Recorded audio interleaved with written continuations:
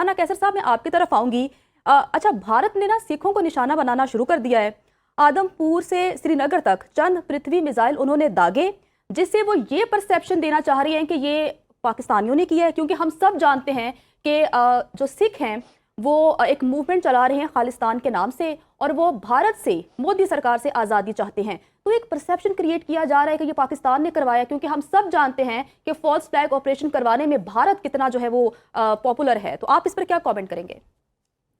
देखिए, ये बिल्कुल आपने ठीक कहा कि श्रीनगर से आदमपुर तक उन्होंने वहाँ से जो पृथ्वी मिसाइल जो दागे हैं सिख टारगेट्स पर, तो ये बुनियादी तौर पे एक सोची समझी एक स्कीम है इंडियन गवर्नमेंट की, कि पाकिस्तान और सिख कम्युनिटी के दरमियान एक वेज क्रिएट किया जाए। अभी आपने देखा है कि जब से पहलगाम का वाक़या हुआ, सिख कम्युनिटी ने ओपनली पाकिस्तान की सपोर्ट की inside India and outside India. आपने देखा है कि मीडिया में वो लोग आ रहे हैं और उनकी स्टेटमेंट्स आ रही हैं, और वो ये कह रहे हैं अपनी हुकूमत को कि पाकिस्तान के खिलाफ जंग में ना जाओ और सेनेटी मस्ट प्रिवेल। तो अभी आप देखिए कि इंडिया ने एक प्लॉय के तौर पे एक ऐसा ये काम किया, जो पृथ्वी मिसाइल्स जो उन्होंने फायर किए 6 टारगेट्स को, तो बुनियादी तौर पे वो एक वेज क्रिएट करना चाहते हैं पाकिस्तान और सिख कम्युनिटी के दरमियान।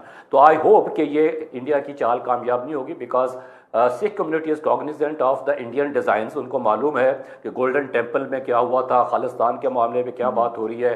दुनिया भर में एक जो तहरीक है सिखों की, उसको ख़त्म करने की कोशिश की जा रही है, उसको कोर्स करने की कोशिश की जा रही है। कनाडा में आपने देखा क्या हुआ, और अमेरिका में इंडिया ने क्या किया। दहशतगर्दी की मिसालें दुनिया के हर कोने में मौजूद हैं इंडिया की। तो ये एक बुनियादी तौर पे एक बाय डिज़ाइन ये इंडिया टारगेट कर रहा है सिखों को। और दूसरी बात आप ये देखिए सॉरी, कि ये जो इस वक्त ड्रोन्स की बात हो रही है, तो ड्रोन्स को वो पाकिस्तान में, आप देखिए गुज़श्ता रात से ये सिलसिला शुरू हुआ है, और वो पाकिस्तान के मुख्तलिफ मकामात पे उनको टारगेट करके गिरा दिया गया। इसका एक और जो है एक क्रिएट करना चाह रही है Indian government perception within Pakistan to demoralise Pakistani nation.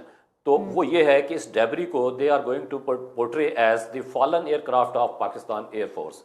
अभी तक आप देखिए कि उनको किसी फ्रंट पे ऐसी कामयाबी नहीं, उन्होंने हमारी सरहदों की खिलाफ वर्जी तो की, यानी कि ठीक है स्टैंड ऑफ पोजीशन से उन्होंने मिसाइल्स फायर किए, but the missiles were fired inside Pakistan. हमारे शहरों में टारगेट्स किया गया कुछ जगहों को।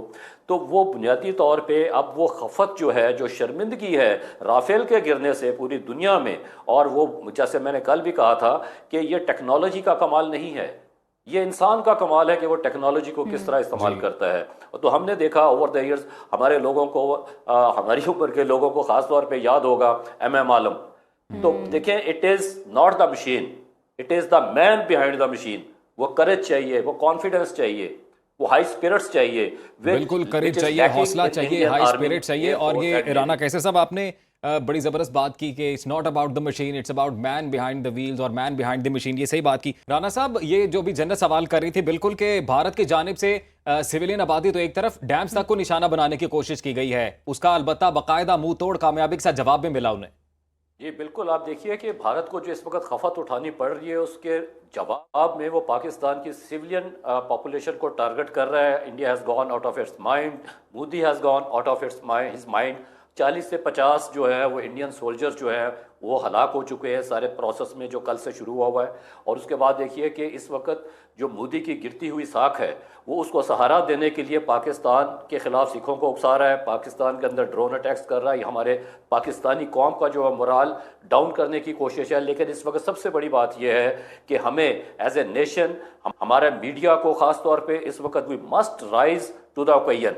ये ऐसा मौका है। अभी आप देखिए कि जिस तरीके से ये एक वॉरफेयर शुरू हुई है, उसमें 2 एस्पेक्ट्स हैं खास तौर पे। एक तो डिसइंफॉर्मेशन कैंपेन लॉन्च की गई है, और उसमें सिर्फ डिसइल्यूजनमेंट जो है इंडिया की, उसको वो पसे पुश डालने के लिए, और पाकिस्तान के अंदर एक ऐसी सूरत हाल क्रिएट की जाए कि लोग जो है वो थोड़े से डिमोरलाइज हों। और secondly, this is psychological warfare. अब आप देखिए कि जब आप अपने तमाम मीडिया प्लेटफॉर्म से प्रोपेगेंडा कर रहे हैं पाकिस्तान के खिलाफ, और इंटरनेशनल कम्युनिटी को जो हुडविंक करने की कोशिश की जा रही है, now this is a time for us as a nation, not as just a single Pakistani, as a collective nation. हमें, हमारे मीडिया को खास तौर पे, we need to rise to the occasion. This is the time, stand up. If we don't stand, if we are divided we will fall. ये देखिए India का इस वक्त जो एक तमाम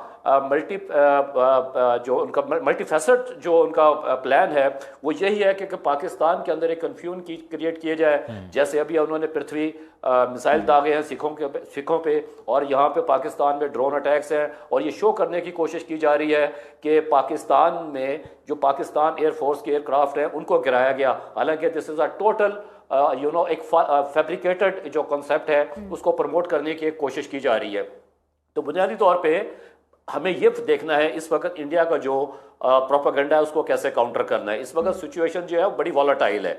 देखिए अगर हम अपने शहरों में, अपने गाँव में, देहातों में अगर हम ये समझें कि नहीं एवरीथिंग इज हॉन्की डोरी, इट्स नॉट। हमें इंडिया को काउंटर करना है। हमारी आर्म फोर्सेज जो है मिलिटरीली काउंटर कर रही हैं, एज ए नेशन सिविलियंस हम सबको काउंटर करना है इंडिया के उस साइकोलॉजिकल वॉरफेयर को जो किसी न किसी सूरत में हमें इम्पैक्ट करने की, अफेक्ट करने की कोशिश में है। अब आप देखिए कि बहुत सारे वाकयात जब से हुए हैं, या पहलगाम के बाद पाकिस्तान का सबसे पहला जो एक पोजीशन थी वो क्या थी, हमारे वज़ीर आज़म ने काकूल एकेडमी से ये पैगाम दिया था पूरी दुनिया को कि जनाब come up with the tangible evidence, we are ready to cooperate. Ji